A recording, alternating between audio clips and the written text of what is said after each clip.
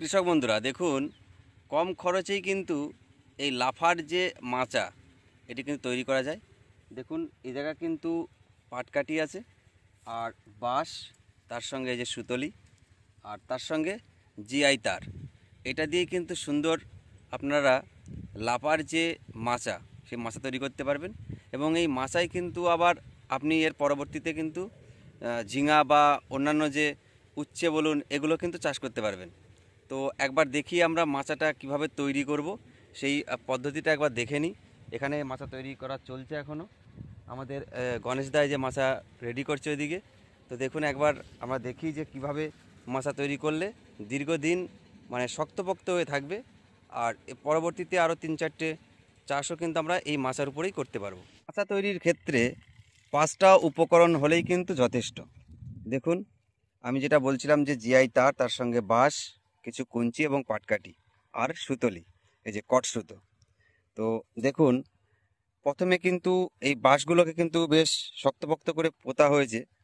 আর তার পাশাপাশি তারপরেই কিন্তু জিআই তার একদম পুরো একদম সোজা টাঙিয়ে দিয়ে তারপরে কিন্তু এক এক করে কিন্তু আপনার কুঞ্চিগুলোকে কিন্তু এই যে এক সাইড থেকে ঘুরিয়ে কিন্তু আরেক সাইডে পোতা হয়েছে।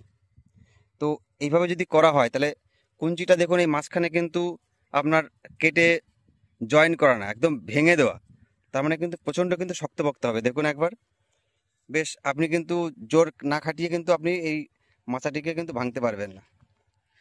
তো এরপরে দেখুন যখন লাফা গাছগুলো উঠবে, এক এক করে যখন উপরের দিকে উঠবে, এই যে পাটকাঠি যেমন আছে তার সঙ্গে এই যে তারগুলো অর্থাৎ এই যে সুতলিগুলো কিন্তু পরপর দেখুন আধ হাত, প্রায় মুঠো হাত পরপর কিন্তু সুতলিগুলো কিন্তু মানে বাঁধা আছে। তো যখন গাছগুলো উঠবে, গাছগুলো বেয়ে যখন উঠবে তখন কিন্তু শক্তপোক্ত করে কিন্তু ধরে রাখবে এই সুতলিগুলো।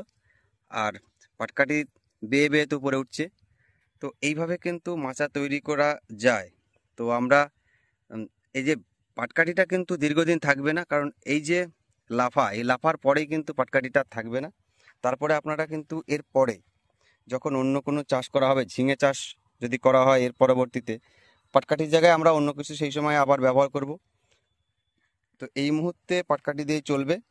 এই যে জিআই তারগুলো দেখুন, কারণ আপনি যখন এই তারগুলো বাঁধছেন তখন এই দূরত্বে কিন্তু একটা খুঁটি পুঁততে হবে আলের সাইডটা করে, কেননা যত টান হবে তত কিন্তু শক্তপোক্ত হবে আপনার এই মাচাগুলো।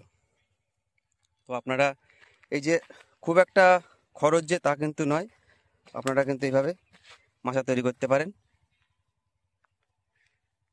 এই যে গণেশ দা মাচা তৈরি করছে, এখানে যে কঞ্চিগুলো কিন্তু ভেঙে নেওয়া, এই যে কঞ্চিগুলো কিন্তু ভাঙা, এই যে মাঝখান থেকে কিন্তু ভেঙে দুই সাইডে কিন্তু মানে মাটিতে পুঁতে দেওয়া হচ্ছে। তো আর জিআই তারগুলো কিন্তু বেশ শক্তপোক্ত, মানে টাইট হয়েছে, কিন্তু প্রচণ্ড টাইট। মাচা তৈরি নয়, এর পাশাপাশি কিন্তু আমাদের এই গাছগুলোকে টিকে রাখার জন্য বিভিন্ন ওষুধ, কিন্তু আমাদের কীটনাশক ওষুধ ব্যবহার করতে হবে। আর তার পাশাপাশি জলসেচের যে ব্যবস্থাপনা থাকে। দেখুন এই মুহূর্তে যা প্রচণ্ড তাপমাত্রা, আকাশে কিন্তু মেঘলা মেঘলা থাকলেও কিন্তু বৃষ্টির কোনো দেখা নেই। তো আমরা এই সময় কিন্তু আমাদের সেচ ব্যবস্থাপনা ঠিক কোন টাইমে আমরা সেচ দেব। আর তার পাশাপাশি আমরা এই যে কীটনাশক হিসাবে আমরা কি ব্যবহার করব, কারণ পাতাগুলোকে আপনি এই মুহূর্তে গরমে যত গরম পড়বে তত কিন্তু পোকামাকড়ের আক্রমণ বেশি হবে। এই যে পাতাগুলো কিন্তু খাওয়া খাওয়া দেখা যাচ্ছে। তো আমরা কি ওষুধ আমরা স্প্রে করবো এর পরবর্তীতে, সেই সমস্ত কিছুই কিন্তু আপনাদের মাঝে তুলে ধরবো। আর আজকের ভিডিওটি যদি আপনাদের ভালো লাগে তাহলে লাইক করবেন, কমেন্ট করবেন। আর নতুন হয়ে থাকলে সাবস্ক্রাইব করে সঙ্গে থাকবেন। আমার বিভিন্ন চাষের যে ভিডিওগুলো আমি আপনাদের মাঝে তুলে ধরি সেগুলো দেখার জন্য।